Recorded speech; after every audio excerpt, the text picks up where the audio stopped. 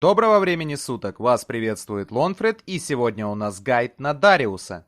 Понеслась!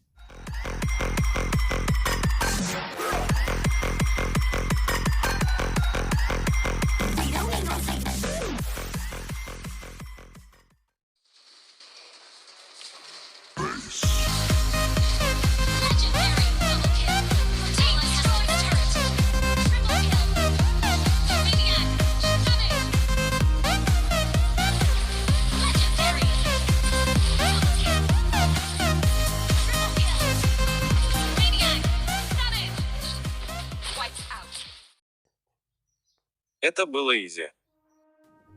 Пассивка «Гнев бездны». Итак, вместо манны у данного персонажа шкала ярости, разделенная двумя полосами, которые заполняются при нанесении урона навыками и автоатаками по вражеским целям.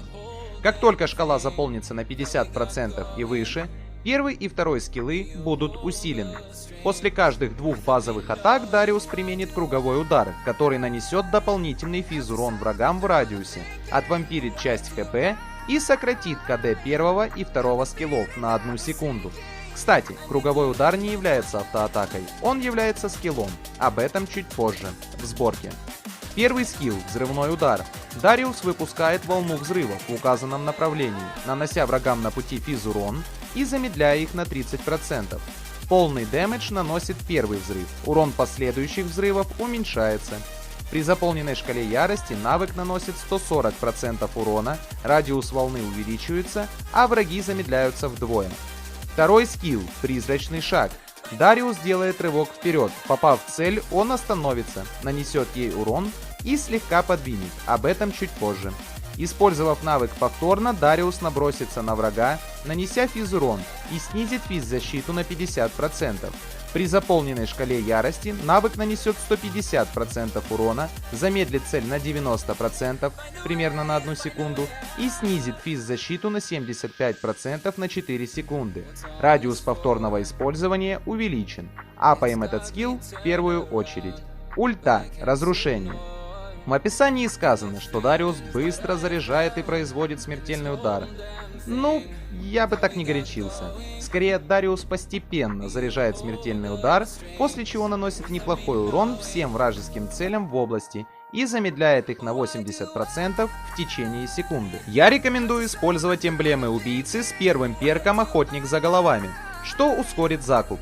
Также, если вы используете сборку в автоатакера, можно взять эмблемы стрелка с первым или вторым перком. Если же вы используете сборку в скилловика, отлично зайдут эмблемы бойца со вторым или третьим перком. Из дополнительных спеллов можно взять вспышку, которая работает в связке с ультой. Я выбрал очищение, поскольку, словив контроль, Дариус довольно быстро отлетает без возможности отхила. Переходим к сборке. Я долго экспериментировал со сборками, поэтому гайд и задержался. Сразу скажу, что сборка в скилловика лично мне не зашла, но оставлю ее здесь, может кому-то пригодится. Данная сборка требует наличия грамотной команды, так что если вы играете не один, смело экспериментируйте. А вот сборка в автоатакера то, что нужно. Приступим. Сапоги спешки. Увеличиваем начальную скорость атаки. Говорящий с ветром. Бустим скорость атаки, немного шанс крита и скорость движения. Когти хаоса.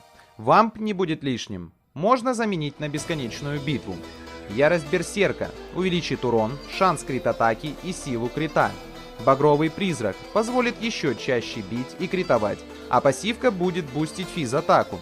Если не хватает выживаемости, можно заменить на крылья королевы апокалипсиса. Топор кровожадности. А вот тут и вспоминаем о круговом ударе. Поскольку каждая третья базовая атака является массовым скиллом, данный предмет довольно неплохо бустанет вашу выживаемость в замесе. Последние два предмета можно менять в зависимости от ситуации в той или иной катке. Благодаря второму скиллу Дариус отлично справляется с фармом леса. Также второй навык успешно применяется на черепахе, но не на лорде. Так что по возможности снабжаем команду опытом и золотом. Выбираем боковую линию на пару с магом-контроллером или танком. Отстаивая лайн, не стоит агрессивничать, по крайней мере в начале. Отбиваемся от крипов и недругов первым навыком и фармим лес. После появления пары предметов, ну не считая сапогов, можно потихоньку гангать, благо второй навык позволяет это делать быстро и больно. Касаемо ульты. Хоть разработчики и ускорили ее каст, он по-прежнему занимает определенное время. Поэтому использовать ульт лучше всего либо из кустов, как начальный урон, либо для добивания убегающих противников. Ну и как вариант для банального нанесения урона врагам. Чего не стоит делать, так это использовать ульт в пылу сражения. Особенно когда у соперника высокий ДПС. Он попросту вас передамажит, пока ульта будет применяться. Цель Дариуса — это одинокие противники, решившие пофармить лес, зачистить лайн, ну и так далее. Но это не значит, что в тимфайте он бесполезен. Возвращаемся ко второму навыку. Во-первых, он срезает броню, что помогает союзным АДК быстрее минусовать мишень. Когда Дариус налаживает данный дебаф, над головой атакуемого высветится значок брони. И, если союзники обладают зачатками интеллекта, они зафокусят нет. Шайсе, промахнулся. Во-вторых, скилл обладает контролем.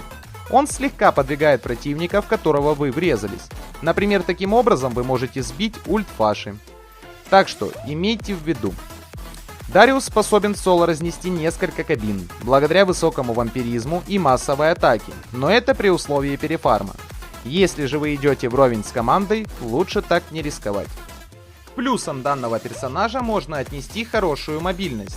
Отличный второй навык – быстрый фарм леса, наличие какого-никакого контроля и гибкость в плане сборок.